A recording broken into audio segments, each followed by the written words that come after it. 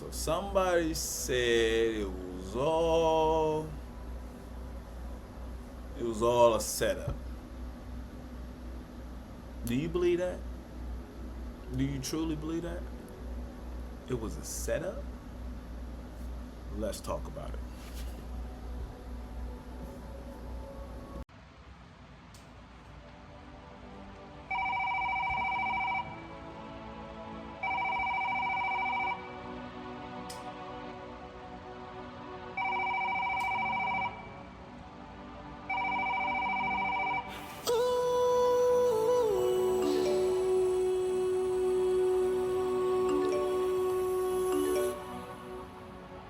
No.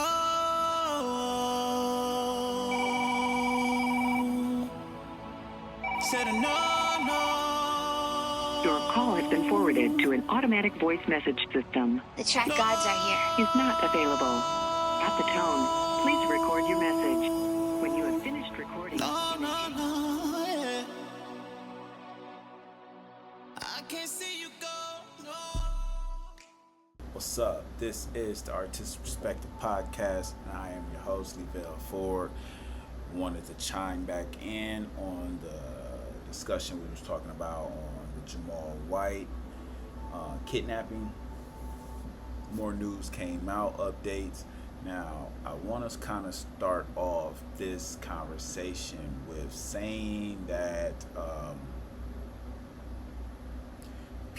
we as a people need to stop running with any narrative that just sounds the most cringes, the most craziest, or the most just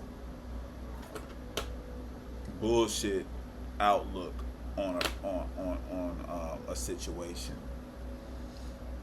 And I know you guys know, like, a couple people came to me, like at least probably like two people, like with the speaking about what happened and like what they think could happen. Now, I guess somebody posted something saying that it was all a setup, and I quickly denied it in my head. I'm like, all right, okay, here go the fake narratives and what's gonna happen. And then I started to scroll on Facebook and see a mugshot. Is this real? Could this not be? Read a little deeper as I do try to go into I do try to research certain things in that sense, but I couldn't really find no like information on it. And so I kind of asked, I just heard people just speaking on it, like, oh, this is da da da da. She's the mother was taken in. Um, it was staged.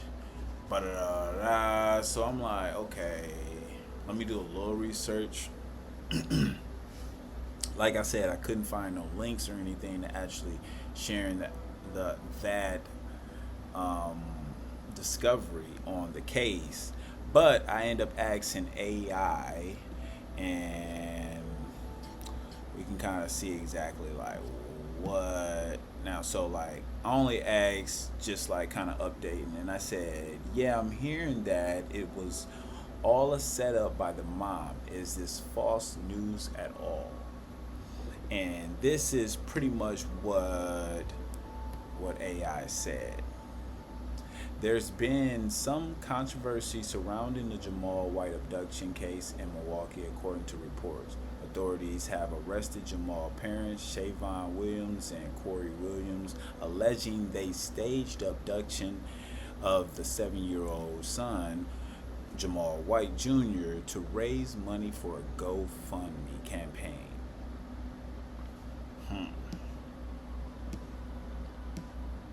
Key details in the allegations. On the allegations. Allegations stage abduction. Police say the parents faked Jamal abduction to solicit donations for his safe return via GoFundMe. Arrests made. Shavon and Corey Williams were were arrested and are facing charges, including filing a false police report, attempting theft by fraud, child neglect, and conspiracy to commit fraud. Now, I will say, we were trying to figure out why was the kids with CPS, and I would say this will give it a better, valid explanation of why the kid didn't go right back with the family or not. I do not know if that's all true or not, but that's what was said. Now, he said allegedly. This is all alleged. So, we're not going with that. We're going with what's facts. And I feel like I said, when people got a story and it's thrown to the Facebook or put out here in this world, people have the ability to be able to shape, mold their own narrative. And we as a people need to understand, we need to fact check shit before we just jump on a bandwagon. It is wrong. It's wrong on both ends. It's wrong if this is true. This is wrong if it isn't, because then it shows how bad that you guys are and how fast you guys jump on certain things. Like I said, I heard it twice and I was sitting there like, I don't know. You know what I mean? And I can only imagine as soon as somebody told somebody else, and it was like, oh, that's what it was. You know what I mean? I can tell that energy couldn't happen. Right now, Milwaukee is going through a lot, and I just wanted to speak on certain news that I feel like I'm just gonna start speaking on. I did speak on this being one of the first ones.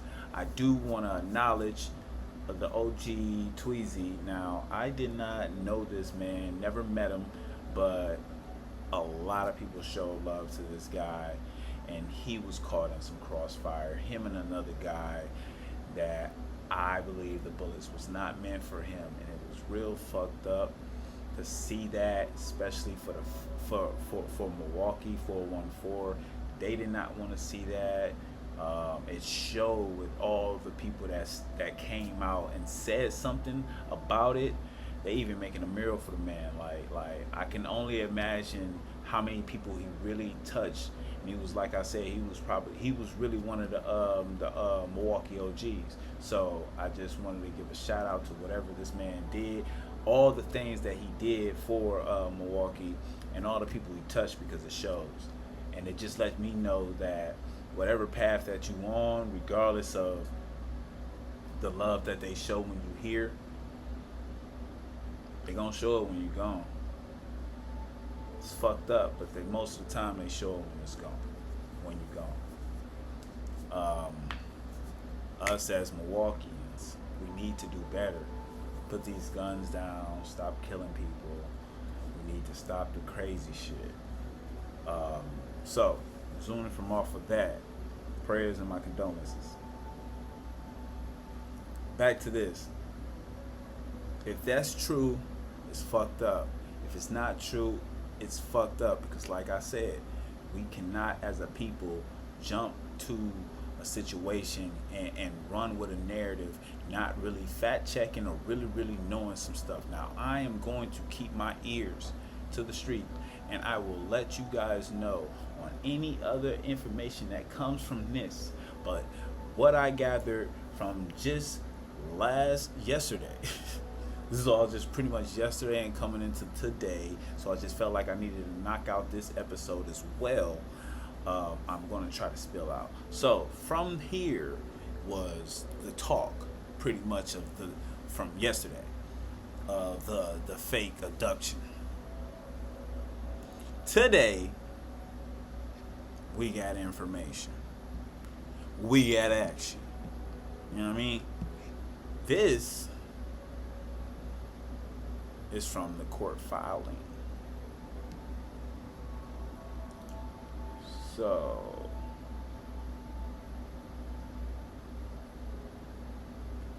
it says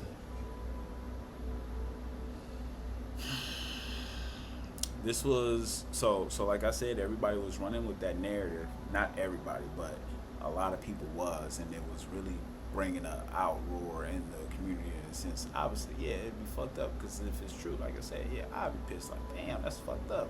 It's dirty. You know, taking that little kid through that type of trauma is fuck. I couldn't see no. I can't see no parents trying to do that to their kid, even if they know that, like, you know what I mean? That's just a certain kind of trauma that they can't get over. That kid can never get over. And he gonna always remember that. So, like, man, I really didn't think that was it. But everything is up right now. The boy was found the next day in the upper unit of a duplex near 39th and Lloyd. Prosecutors said Williams was found hiding in the attic, and the court filing said he had a pill, which was tested positive for methamphetamine, in his pocket. What the fuck was that for? According to the complaint, the boy told the police he was at his dad's house when the man chased him, grabbed him, and took him. He said he was in the car with the three unknown men, and they drove to the house where the police found him. When they got to the house, he went inside with the man who drove the car and heard the man talking to his mom. So they did call and do all that. Now, then this goes down to court filings. Court filings said the boy teared up during an interview with the police and said he heard his mom that she was going to come and pick him up, but she never came. The boy later identified William from the photo as the man who drove the Jeep, per the complaint. In custody. What they're saying in an interview, the detectives in the complaint. In an interview with detectives, the complaint states Williams said he and others planned to rob the boy's mother. According to court filings, he claimed the mother is a well-known drug dealer and flaunted money, and that he had seen her with bricks of drugs during the FaceTime calls. Wow. Sounds a little bit different than what we was getting, guys. He said on the day they took the boy, he and another person had guns and planned to commit the robbery. Just to commit the robbery. The plan was to go to the mother's home and rob her at gunpoint. Williams said, per the complaint, they drove there and waited but never saw the woman. God was watching. Somehow, God was looking over, because you could have died in this situation too. We don't know how it would have worked out. You know what I mean? Wherever she was. I don't know where she was, but yeah. And someone in the crew suggested they rob the boy's father instead. They then drove to the area of 61st and Husted and saw the boy and his father outside. Now this lets me know that these people know these people, like, some kind of way. At least know these motherfuckers enough to know both parents' houses. And that's also another thing. It's like Milwaukee is so small, and it's like it's hard for you not to know somebody. And if you don't know that person, somebody in your 5 circle knows them. And that's just what it is. 5-finger circle that you keep closest to you know them somehow, some way, it's like, or some relation. That's how Milwaukee is strapped up. Back. Williams said 2 people got out of the Jeep with guns. According to the court filings, one of the people grabbed the boy and they sped away. Once everyone was back in the Jeep, he said they got in an argument as the drove over why they took the boy. Exactly. Because that seemed like that was a reaction. That did not seem like that was just something that was like planned. When I saw the video, just what I was digesting from the video, and I think I may have spoke on that, but I don't. And then I'm thinking, like, they knew, like, oh damn, this got lit. We gotta get out of here. This ain't what we was on. He said the plan then changed, and one of the people he was with contacted the mother, demanding $100,000 in jewelry in exchange for the boy. What the y'all think people just got $100,000? This is Milwaukee, bro. This is Milwaukee. Yeah, okay, she going that crazy, huh? Okay, all right, maybe, but this is Milwaukee, bro.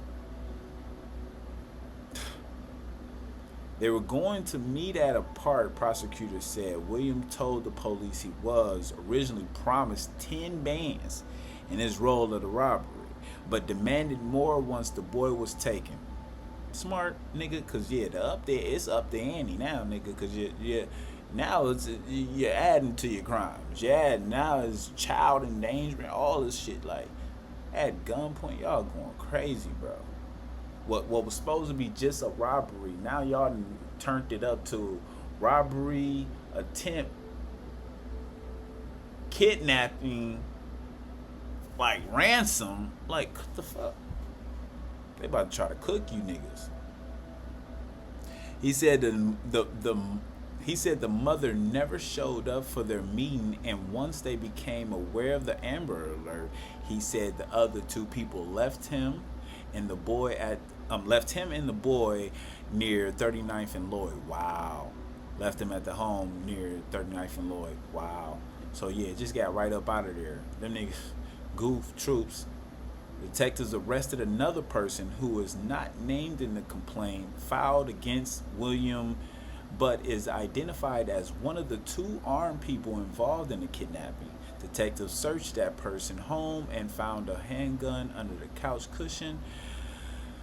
There were also phone calls in which that person spoke to the people about his plan to rob the mother. Oh my gosh. So they got two niggas now. They got one that's already talking, Brody ass. William Brody ass. He already talking. Wish I said somebody was gonna start talking and the story was gonna come out. So this right away combats the conversation that we were just having prior of that narrative. And that's why I say, guys, you cannot just believe whatever you just seeing scrolling and shit. And you cannot just take these narratives. Everybody has a outlet in some kind of way, shape, or form to be able to push a narrative for you to just click bait, take. We don't know what's going on fully. This is where we at with it at this moment in time being. I go back to where I say I am happy Jamal White is happy. It is back safely. And this did not get to be any more crazier than what it is prior, just being the kid himself. So all I can say is we're gonna keep you guys updated as it goes. I'm gonna keep my ears to the street, and I'm gonna let y'all niggas know what we find out. I'm gonna do some more researching, and like I said, we might have another episode to this, but this is pretty much episode 33, part 2. Let's do better, Milwaukee. Let's do better. I really want to see Milwaukee just come together and just work and just create and just support one another. Do not be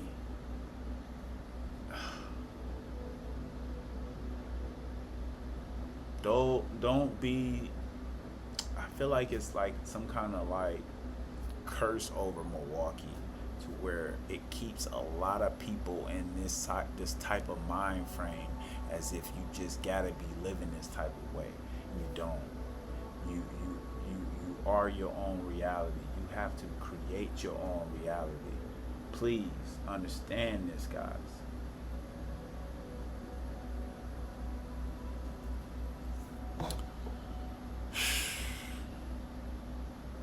let me say it was some news that I heard about Milwaukee. Let me show you.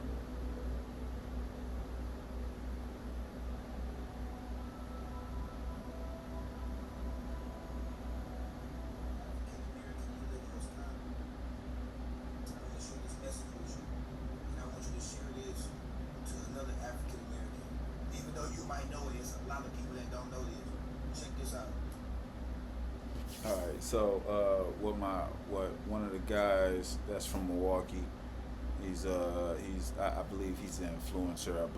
Jameer Blue.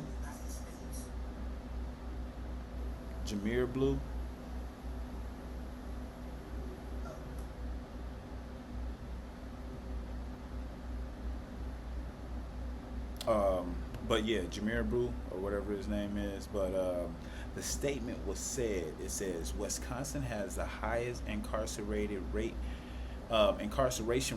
for black men in United States. That's deep. And United States. Let me read that back. Wisconsin has the highest incarceration rate for men, black men, in the United States. I'm happy that I have not been able to sit a day in fucking jail. I've been booked before, but luckily I did not have to stay.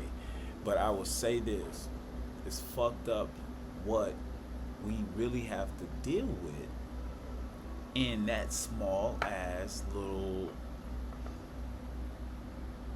state. Wisconsin is, I would say, because it brought me up, like I love it in that sense, but I swear, man, it's just not the best for people coming up and growing out of. A lot of people die in there, not being able to live their actual potential. And it's fucked up. And then, like I said, it's so small that we're too close. Like, we know one another. It's real, that bad. So it makes it seem like the odds is very, very much stacked across you. I'm stacked on you. So always praying for Milwaukee, my city. Definitely need to start putting that in my prayer to take this black cloud that's over our city right now, that's been over our city for time, and hopefully we can get to a better place of living in Milwaukee. I love y'all. This is our update for today. This is the Artistic Perspective Podcast. I am your host, Lavelle Ford, and we